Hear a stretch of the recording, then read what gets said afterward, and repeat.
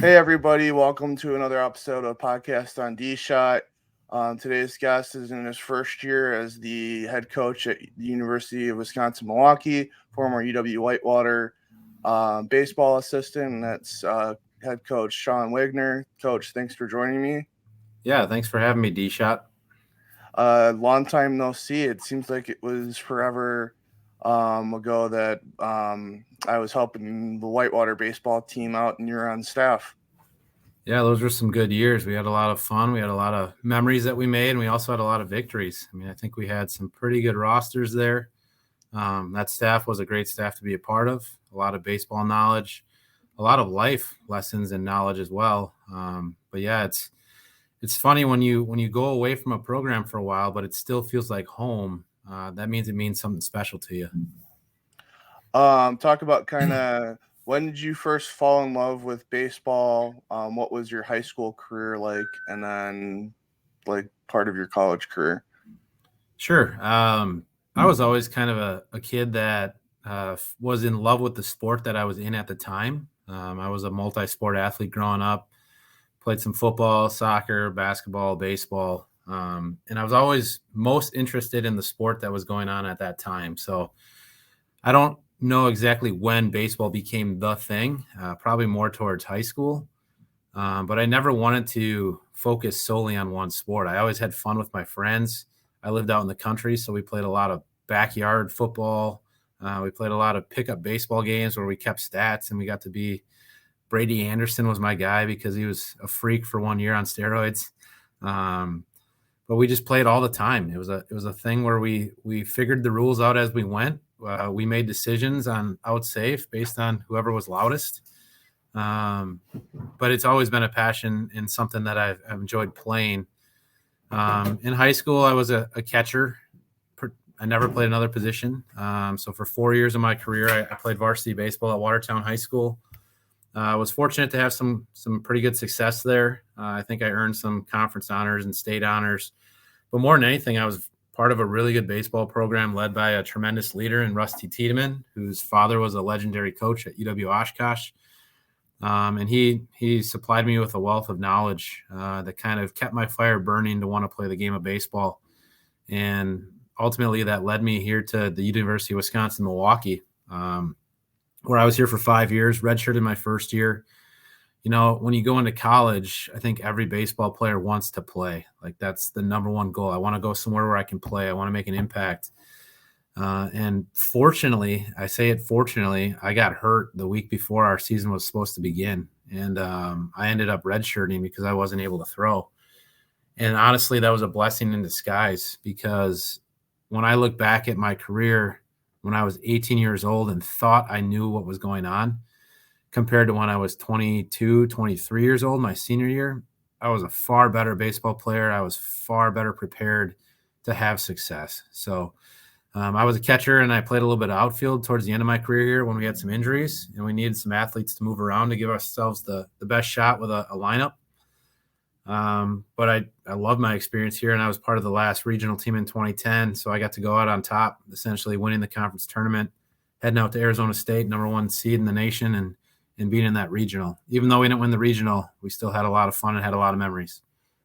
Talk about that. How is that an adjustment to play more than what basically your natural position is catcher, but to also at some point play in the outfield? Sure. I think it takes instinct. I mean, instinctual baseball players, no matter what position you play, it translates because it's the brain. It's not your physical skill set as much. So you just have to have some IQ or instinct for the game to make that transition. For me, being a catcher, you're the field general behind the plate. So you're used to seeing everything out in front of you. You kind of have a sense of where the balls should be going off the bat, what the runners want to do. And I think that translates pretty easily to the other positions because you're thinking a little bit further in advance or ahead than probably most of those position players are. Obviously, it's a little different. You got to run a lot more instead of squatting. But it's all about reads and breaks and trying to get a good first step and then just making accurate throws through the cutoff man when you need to. But I think if you can catch you at least have the brain or the instincts, the mental side of the game pretty well wrapped up where you could go and play every other position. Similar to a quarterback. If a quarterback is athletic enough, they could go play wide receiver because they know where every wide receiver is supposed to go on every play. So I think it's kind of similar to that in baseball. The catcher knows where everyone else is supposed to be. It's just a matter of whether or not they're athletic enough to make that transition. Your first year at UW Milwaukee, you had a head coach that played for the Brewers and Jerry Augustine. What was he like as a head coach, and then how cool is it to be coached by a former Brewer? Sure, Jerry was unique. I think if you know Jerry Augustine, he's a super smart person, especially in the game of baseball. And he likes to have fun. Like, he just likes to joke around with you. Scotty did quite a bit of our baseball instruction inside of the thing still. Augie was a pitcher, and he liked to throw BP, and he'd like to get you out, honestly. I mean, he wanted to show you that he still had it a little bit, I think, at times, which is fun. He would cut the ball, he'd cut the ball, and then right when you finally squared one up, he'd throw a two-seamer, and he's, oh, that one didn't cut now, did it? So he was always really good at that, at holding you accountable and making you realize that no matter how well it's going for you one day, you're never quite there. So he was always fun to bounce ideas off, and you could ask him about Brewers stories and get some things here and there. In general, I probably worked way more with Scott, though. Scotty was kind of the head coach in waiting without being that title at that point. So he had a lot of control over our practices and what was going on at the time. But Jerry's still someone that I can text, I can call, just have a conversation with. It's someone like that with that much baseball knowledge and a wealth of information that you have to keep close to you, because they're going to help you at some point when it comes to a decision, or maybe it's a contact they can put you in touch with that kind of helps your career blossom. I'm going to tie in, I might as well tie in all three, but also just what have you learned from kind of both Scott and Jerry, and then we'll add in you being on both staff. What have you kind of taken and learned from all three of those guys in your career? Sure. Everyone kind of gives you different perspectives. There are different types of coaches, how they address the players, the relationships that they have with them. You can go players coach, you can go dictator, you can go whatever you want to go, but ultimately all of those people, it's a relationship-based business, right? They want to make sure that they understand their players, they're there for their players, and they want the best for them, both on the field, and off the field. And the same thing when I was at Mankato with Matt Moggers, like really, really personable coach, really enjoyed having relationships with the players. And as a coach, it's kind of been fun to tinker with it, right? Sometimes you want to be a little bit closer and have more conversations with some players, and some guys you just kind of hold at an arm's length away because that's not what they value, So I think ultimately knowing your roster and knowing each person individually, what matters to them, what helps them. Each one of those coaches helped me with my baseball knowledge and ways that they look at the game or ways they approach the game, coach the game. Ultimately, every single one of those guys, I think, has a similarity in that they care about the people inside the uniform just as much as they do the player on the baseball field. Let's talk about that Whitewater staff. How much did you enjoy that staff, and what are your favorite memories of being on staff with Vo and Armando and Adamczyk and Bach and that? Sure. I mean, there's so many good names that you just brought up right there. And you got more like Callahan and Clawwitter and Justin Stewart and just other guys that were around, Mark Fuller too. Yep. Mark Fuller. Full's my guy. Shout out to you, Mark. There's just so many really good baseball minds, but more than anything, good people and good friends still. I still communicate with most of those people. The one thing that I really enjoyed, and my wife truly enjoyed about Whitewater, was just the family atmosphere, the way that everyone comes back to Whitewater. Everyone feels like it's a home, no matter how far you live away or how long you've been gone. It's just that culture that they have there that makes you feel like when you're there, it's like you never left, right? So that's one of the biggest things I took from Whitewater is the D3 mentality. Everyone wants to argue D3, D1, D2. what they have there, that culture that they've built, a family atmosphere where everyone comes back and they want to be part of it, is one of the truly unique things and the things that I enjoyed the most. And then, like I said, there's plenty of stories that we can share that probably aren't best for this podcast that I've had with those coaches on staff. But they're at a text away or a call. I still try to get together with them here and there throughout summers or when we have availability. But it was just fun to grow up, right? Like most of those people that you mentioned outside of maybe Bach are Whitewater guys. They played at Whitewater. That has always been their home. So for them to take me in with no ties to Whitewater whatsoever, besides my one summer with Coach Vo, I'm very appreciative of that. And it didn't take long. I was welcomed into the family like I was part of it my whole life. I know Armando's golfed. Who has the better golf game of any of you guys? Well, I think if you put us all together, you can make a pretty good golfer. I think Armando's wedges and irons are pretty solid. A little baby draw, what you want to see. Typically, it was myself or Bach off the tee. Justin Stewart's a pretty good golfer as well. Callie can hit some solid shots. Clawwater better be a good golfer. I'm pretty sure he's a member and he golfs all the time. So that game has to start improving, I would think. I think if you ask Vo, he was a college golf coach while I was at Edgewood. So he's got to be okay at golf, but I've seen plenty of shanks out of him as well. So I think if you put us all together, we could make a pretty good golfer in one, but I think Armando's probably going to be the most consistent, him and Stu. Okay. I guess if you guys had a home run derby or something like that, who would have won that? Great question. I mean, I guess the other guy we didn't really throw in there was Prather. Prather might have a chance if you bring in a home run derby. I don't think most of us were power hitters. I mean, Vo, I think maybe had the most home runs, or Bach out of that whole crew. Armando maybe snuck one high into a wind that carried it far enough, but I can't imagine he's going to take one deep very often. And I wasn't much of a power hitter. I was more focused on trying to hit gaps and cause some damage that way. So I'd like to do it. I'd like to have fun with it. I think we probably have to start at second base nowadays because we're all old and a little bit weaker and our bat speed's not quite there, but that would be a fun competition. Okay. How's the adjustment to being a first-year head coach been this year? And then how cool is it to be the head coach at your alma mater? Sure. I mean, the transition's been chaotic, honestly. I mean, I think everyone who goes into their first head coach role, it's exciting. I was super excited to get this opportunity and this challenge. This is a place that I have a lot of pride for, obviously, and as an alum. This is almost like a dream opportunity, really, to get the chance to follow up my mentor, the person that kind of molded me into who I am and the baseball player that I was. Not many people get that opportunity. So I'm very fortunate and I'm very thankful to Amanda and Chancellor for giving me this opportunity.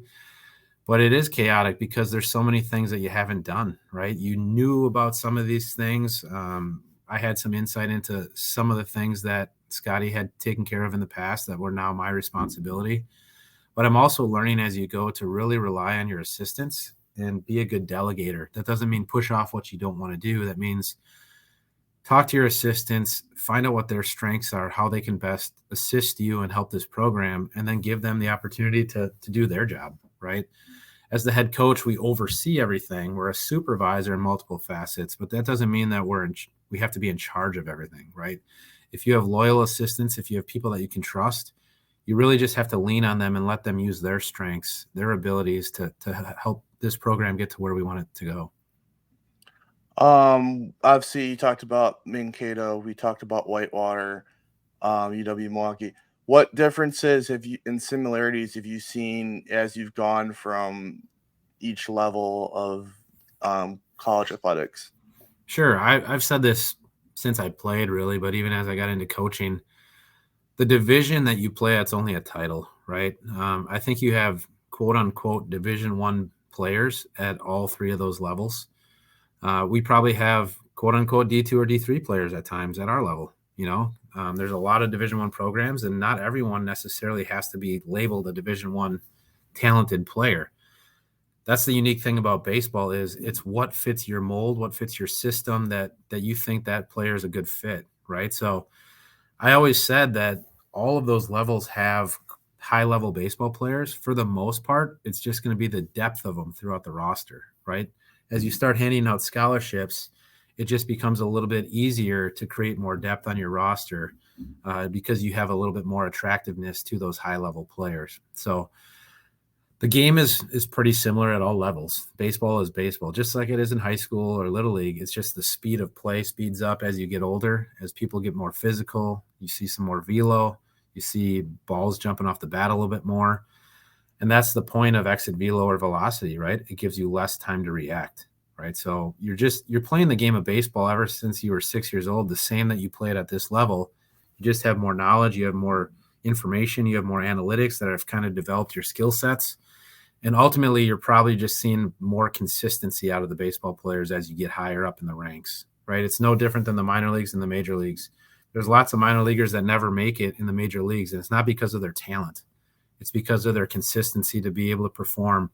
It's the ability to slow the baseball game down, take a deep breath, and not let the situation get too big for them, right? So the same thing with the divisions in the NCAA. There's really good baseball at all three divisions and in junior college and NAIA, right? It's just the depth of those rosters may be very as far as you would label Division I talent. As a first-year head coach, what's your approach to recruiting? What are the kind of things that you kind of like? How much do you battle with the other schools in the state, or maybe other schools in your conference? What do you look at in a player? And then I guess I know you got Vanderloop in your recruiting class, so I guess any thoughts on him? Sure. I mean, for recruiting, we have our way of looking at athletes. Like we want to have someone who fits our mold. Like I said, not every athlete is for every program, right? Some people focus on speed, some are on power, some are on velocity, some are on command. You just have to formulate your blueprint for a program, who you want in your program, what you want it to look like, and then kind of target those athletes that you think are good fits for it. So I'm not going to get into what a Panther looks like right now in our program, because that's still developing a little bit as we get through our first year here. But we want to make sure that we target the right kind of people. For us, it's the people before the player. We want to make sure the person fits who we are and the way we do things here before we even consider the athlete on the field. In general, we're not going to take the risk on the high-level athlete that's not a good fit in the locker room. We would rather have someone who's a little less talented, at least right now, with maybe a little bit of an upside or a ceiling, but we know what we're going to get as a teammate, as a person, as a player, from the character standpoint. So you have to take that into effect. The good news is Vanderloop has signed, so I can speak on him, and I think we're getting a baseball player there. He's a pitcher, but he's got instinct for the game. He's got a high-level IQ, not only in the game of baseball, but just overall. He's a very smart kid. We've got a couple people from up that area that you'll hopefully see in the future in the Panther uniform, including Cam Kunke, who's a Hortonville kid. He was the FVA Player of the Year last year. Right now, we're training him two-way. He'll be on the mound for us a little bit, and he'll get some at-bats as well. So ultimately, we're just trying to find really good baseball players that are good human beings that we think is a good culture fit for what we're trying to do here. Okay. Do you try to kind of stick to the state of Wisconsin, or obviously how easy of a sell is it to because you guys are the only Division I baseball team in the state? Yeah, I think in general, we want the state to be our hub. Like we want to start here. Ideally, if we're really good, you'd be able to build a border and try to keep a lot of the talent that's maybe left or slowly creeped out of the state in the past here. But the sad reality of that scenario is that's not going to happen until things change drastically, right? I understand the pull of a Power 5 program, the NIL potential out there, the facilities, the weather. D-Shot, I think you understand there's the one thing I can't change, and that's the weather, right? Yep. It is what it is while we're here in Wisconsin. So that's one thing that we have to battle. And baseball typically is a warm weather sport. So I understand when people say, I want to get away from here. I'm not going to change that. It's not my job to say you're right or you're wrong. But ultimately, we want to start here in the state, and then we get a little bit more regional, and we will go all over, right? We've had international kids from Canada. I've had contacts with people from Australia and over in Europe. We have 2 players right now from California, one from Texas. We've had one from Hawaii. We've had all over the map, really. My job as a head coach and a former recruiting coordinator, and now talking with my staff, is just to try to make sure that our roster is the best possible roster that we can have, right? So we're always looking. We're always trying to find players that are a good fit. And then at the same time, we're super focused on development here because we believe in loyalty. We want to make sure that the guys that we give opportunity to, we stay loyal to them, and we try to develop them and get them to a spot where we can't find guys better for a fit than we have right now. You talked about NIL. Just how much is that been a thing at UW Milwaukee? Yeah, I won't say that it's huge, honestly. I think in everyone's mind, they hear that term and they think every athlete in the United States is getting all this money.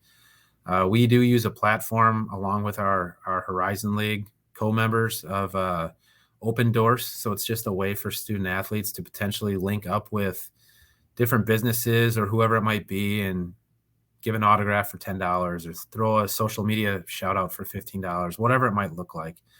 I believe last year, one of our pitchers actually had an NIL deal with a golf swing training app, and he put together a commercial, went down to the local range, created a commercial, sent it out, and I think he made $250 or something like that, right? So there's opportunity there. There's also apparel sales that have kind of started where you can use your name, image, likeness, throw your name on the back with your number, sell some Panther apparel, and you get a percentage of that. So there's small ways that it's being done here to give our athletes an opportunity. It's nothing drastic like some of those schools out there that have pretty big numbers that they're throwing around. It's not like Coach Leipold at Kansas where your star tight end is on an Applebee's commercial. Yeah, well, first off, congratulations, Coach Leipold. You really got that thing rolling, and it's fun to watch as a former coworker and someone who grew up 15 minutes down the road of where he's from. Pretty fun to watch that guy go to work and what he's doing with his program. So, Lance, if you hear this, congratulations. Keep going, man. But no, we don't have Bijan Robinson getting Lamborghinis over here either. Yeah, I'm working on getting Lance back on since last time I had him on was when he was still at Buffalo. I want to kind of ask. I don't want to have you pigeonhole and say, "Hey, this is the best high school coach in the state" or whatever. But who are the high school coaches that you've gotten to know throughout your career that you've like really enjoyed being around? Because I would probably say I know Father from Jefferson. I met him last year at Whitewater's baseball alumni day, and he's a good guy. Obviously, I know John Matera from my days at Tremper, and obviously knowing Ryan the last 2 years and getting to know like him as an athletic director and as a baseball coach. He's been cool. I would commend Tom Davey at Palmar Eagle for just kind of, obviously the success that he's had in his career, but also getting Palmar Eagle to some success last year, especially with the challenges that they've had as a school. Just who are some of the coaches that at the high school level that you've really enjoyed being around? Sure. There's so many. Our state is pretty lucky and fortunate. We have not only good baseball coaches, but I think we have baseball coaches that are eager to keep learning and grow the sport and try to get better. This past weekend, we had the Wisconsin State Baseball Coaches Association convention. So I saw numerous coaches, and I pride myself on trying to build relationships within the state and trying to get to know all of our coaches that I possibly can, because the state is in good hands if we keep guys in the game of baseball and keep guys curious, kind of like last weekend showed.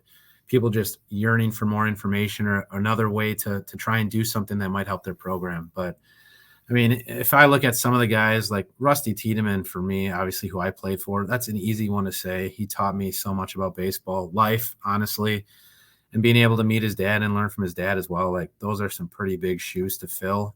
But I've got friends throughout this whole game. I mean, Feathers, I consider a good friend. Stouty at Burlington, Ryan McGinnis, I talk to all the time.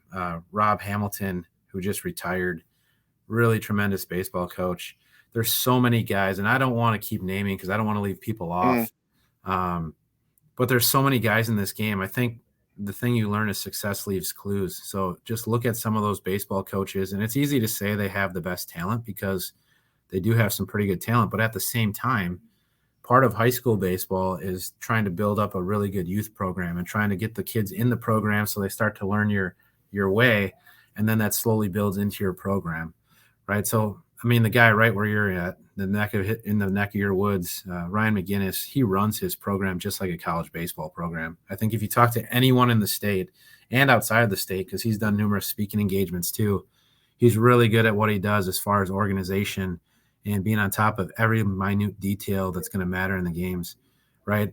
But the best thing about coaching is no one does it one way, right? Mm. Everyone does it a little bit differently, even if it's just 1/10 of a difference, but it can look a lot different and get you different results, right? So we're very fortunate in this state. And the one piece of advice that I gave and that I still have to remind myself is you never know it all. So make sure you stay curious and try to connect and reach out and try to get to know some of those people and ask questions.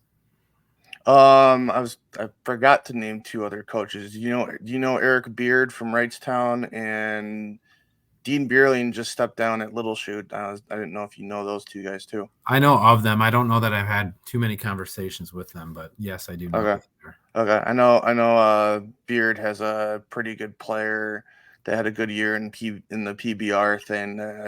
He's headed to Iowa, one of the Vanda Highs, and he was pretty good.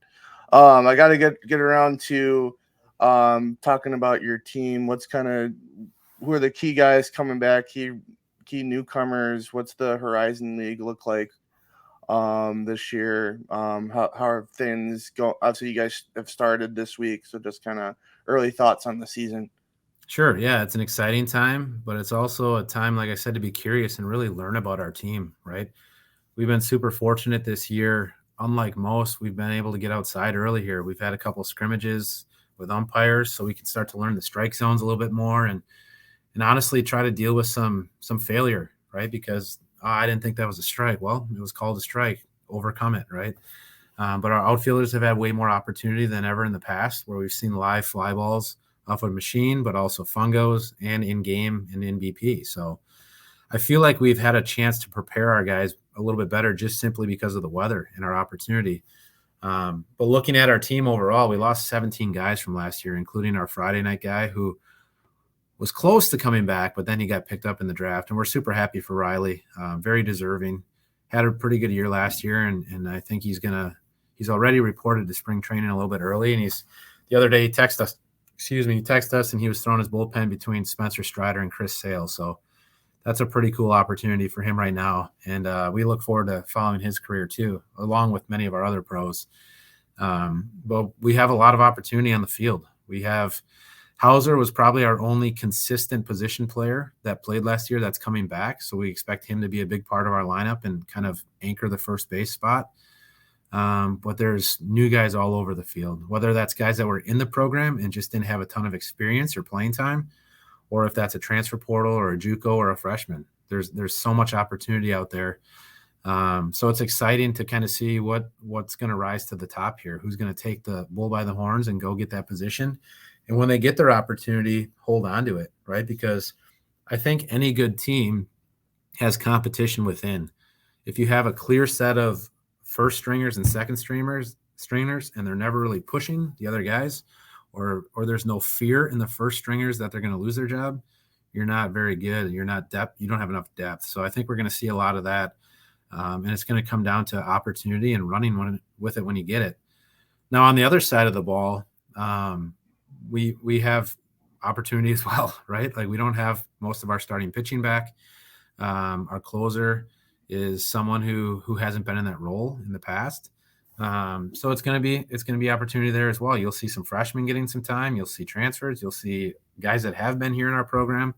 But you're going to see a lot of new faces just overall on the field. And we're going to learn together, really. Like when we scrimmage against each other, when we throw bullpens, when we're in practice, we get to know some things about our players. But ultimately, until the bullets are flying against another program, against another team where we don't have as much information, and maybe you're in a little bit more of a stressful or anxious position, that's when we truly find out. Any thoughts on the conference? Yeah, it's going to be a strong conference again. Wright State brings back pretty much their whole lineup from last year. So that's a team that's probably looked at as the clear-cut favorite, I would imagine. I don't think the poll has come out yet, but I would envision them kind of being there in the top of the poll. NKU also brings back quite a few guys from last year's team. Oakland has a number of guys coming back. Youngstown and PFW maybe have a little bit more of a turnover, and we have a lot of turnover too. So I think you're going to see from top to bottom, there will be some competition throughout. And honestly, it'll be a fun year, right? You just got to play whoever's in front of you at that moment. And honestly, it's you versus the baseball. It's not really dependent upon who the opponent is. So show up every day with the plan of just playing catch better than the other team, executing when it calls for it, and just throw your chips out on the table and see what happens. How much of a relationship do you guys get to have with the Brewers, and then kind of what's your early thought on the Brewers this year? Obviously, it stunned to lose Counsell, stings a little bit to lose Burns, but that was probably coming. But I think they're going to be in a little bit of a small rebuild. It'll be nice to see, build around the Bryce Terrains and the Jackson Churios and Sal Frelick after the start to the career that Sal had. Just kind of, what's your thought on the Brewers this year? Sure. I mean, Craig's someone that we've had many conversations with. He's always been good to our program. He's been willing to meet with our guys, give them advice, talk to them. So honestly, I know a lot of people are upset at Craig, but it's a business, and he's trying to do something for the entire manager market that hasn't been done before, right? He's always kind of been a trailblazer, even when he was part of the Players Association. So I'm happy for Craig, as much as it stings to say it, because he's the Cubs manager. Again, just like our baseball team, the people matter more than the players. So for me, I think about what that does for Craig and being able to stay in this area and the pay raise he's able to have. It's really cool for him and his family and the manager market overall. And I've got to know Pat as well. I mean, I played against Pat multiple times when he was the head coach at Arizona State, and he's a funny dude. Really tough-nosed, and you're terrified of him most of the time, but he is super comical when you actually get to know him and talk to him. But I'm excited for him to get his opportunity too, right? He's been successful pretty much everywhere he goes, and he's a people person as well. Like, he wants to help the game of baseball. He wants to help coaches, but he wants to make sure these players get an opportunity. So I'm excited to see what Pat can do in his first year here, and having Ricky back as an assistant coach. I'm not sure what his relationship with the dugout and what that'll look like, but he's got to be able to provide some good, valuable insight for some of these players. Corbin getting traded, obviously a really good baseball player and someone who's done a ton for our baseball team here in the state, but it was a matter of time. I mean, let's be honest with ourselves. We're a small market team. It is what it is. You know, this is a business of baseball, and you can either sit there and complain about it, or you can just get excited about what's coming, right?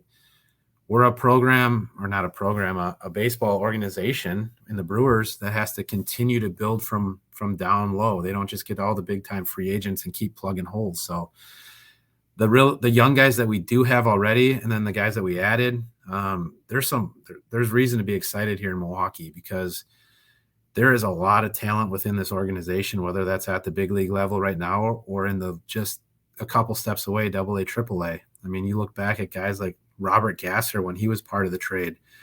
I've been telling our coaches and our players here forever, that's my guy that I'm excited to see get a shot at some point, because he's really unique to me, the way he pitches.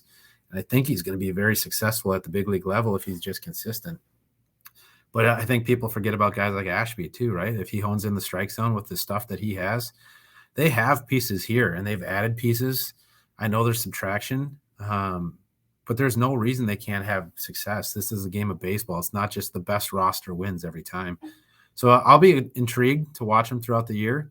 I'm excited to see who's up, who's down, and who gets opportunity and who's maybe not there at the trade deadline, because you never know what happens. But if you're a Brewers fan, I think there's so much negativity right now, and I think you need to flip that, because there's so much optimism in my eyes for not only what this year could look like, but what the future is going to look like, because we have a lot of team control for the next 4, 5, 6 years on some of these guys.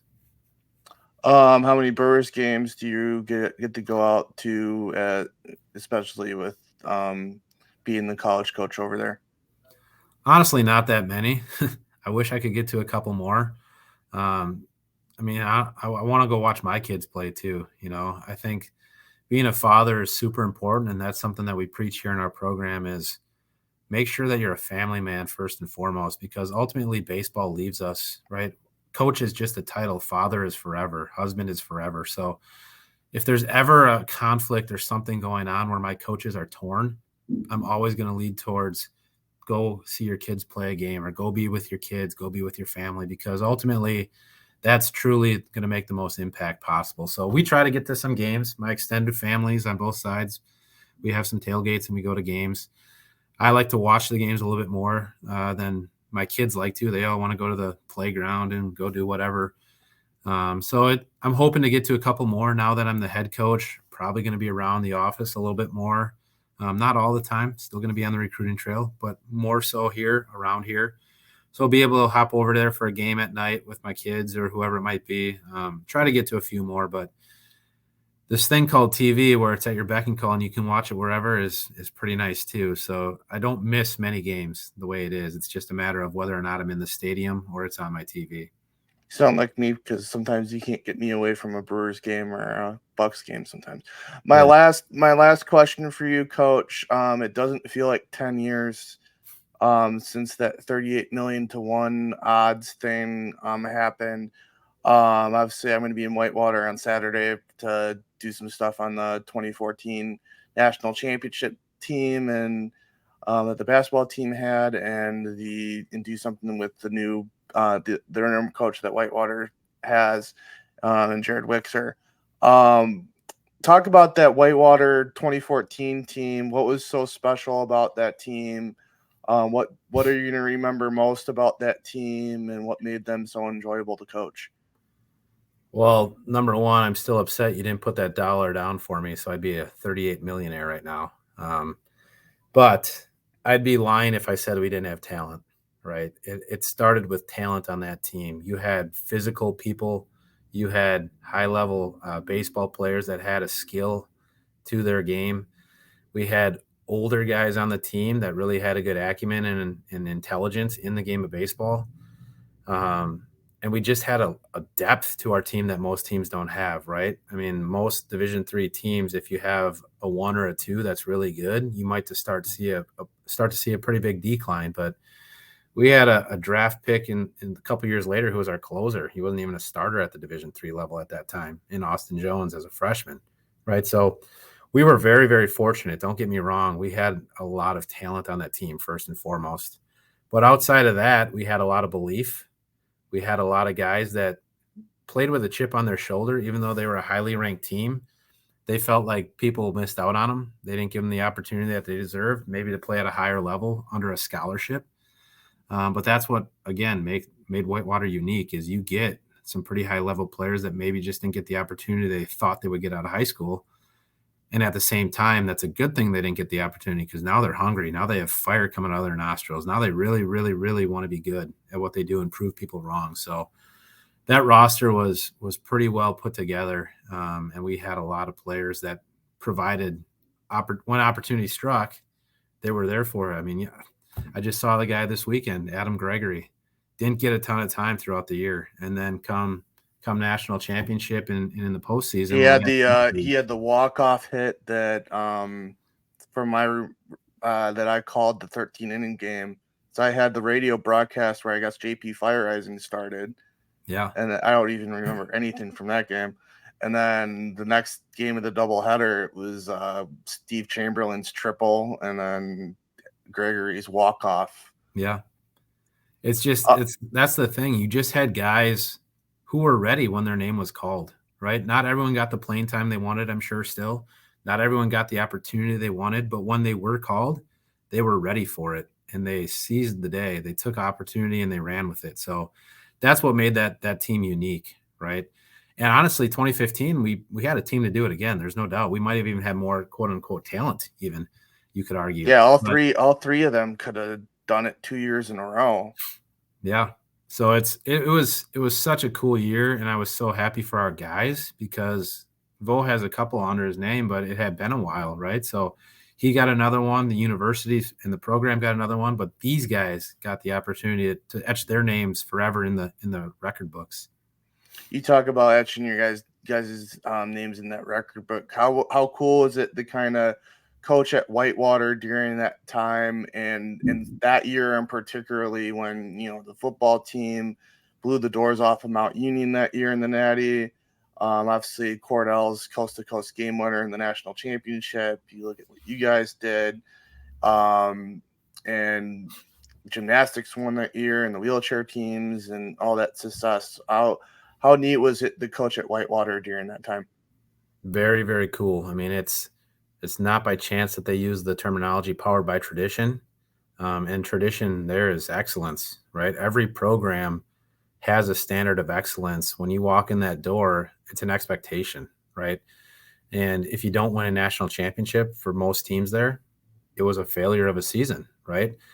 And that's a huge shout out to the athletic directors of the past who were there and the coaches of the past that have left that legacy, because to build it to that point, that takes a lot of time, a lot of effort, and success that breeds it, right? So that's what made Whitewater really cool at that time. And I was very fortunate to be a part of it. Again, I hope I was able to leave just a little bit of a mark on it, but ultimately it wasn't me, right? It was a collection of the whole. And Coach Vo is still there and he's still doing his thing. Coach Leipold obviously left, but then you had Coach Bullis, who did a really good job, and Kevin was awesome at what he did. I hope he's enjoying retirement. Now you have Jace, who was a former Warhawk guy who's back in charge, right? And Pat was Mm. there forever. Talk about a good golfer.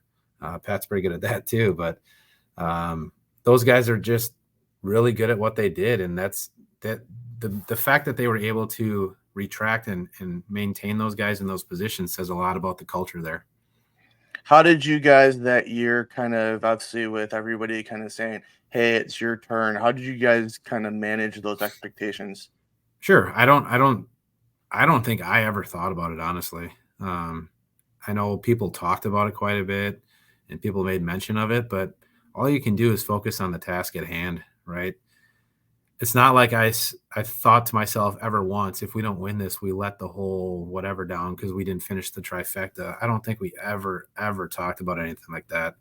We don't even talk about the national championship until we're in the national championship game, right? It's just a matter of that game, who's on the other in the other dugout that day, how are we going to best prepare and go beat that team. So I think if you get lost in that, if you really are thinking about the wrong things, you're not going to get there. So I think just the process of focusing on today, the present, right now, and that's kind of what we did, and that's how we got to finally finish off that trifecta. Okay, and then this with best thing about coaching at UW Milwaukee. Well, for me, one of the cool things is I get to have my son around in the dugout all the time, so that's an opportunity for him. I wouldn't want to do it any other way. I encourage any coach who's out there, try to get your kids involved. Number one, it's good for them, but number two, it shows me my team who can actually do this, right? Like who's good with kids, who's going to be a good father, and it just lets them have fun and kind of let down their guard at times, I think. But being back here at Milwaukee and seeing some people that are similar as far as coaches, but a lot of turnover, um, seeing some of the changes on campus, just new things. We're always kind of trying to search for the next best thing. So now my job is to take what Augie and Scotty and the coaches before them have done and try to not only put my thumbprint on it as what I like to deem myself the head alumni in the head coach's spot, but try to keep moving the needle of this program forward and kind of make us a regional contender year in and year out. All right, thanks, Coach, for joining me. Good luck this season. If you want to send me some gear, I can give you my Kimberly address because I had the Carthage football coach on, and he sent me some gear. No So pressure, no pressure. good luck this season. I'll tell Scooter that you said hey, and I'll next time I see Vanderloop, I'll tell him you said hey. Appreciate it, So D-Shot. um, thanks, Coach, and go Panthers. Thanks.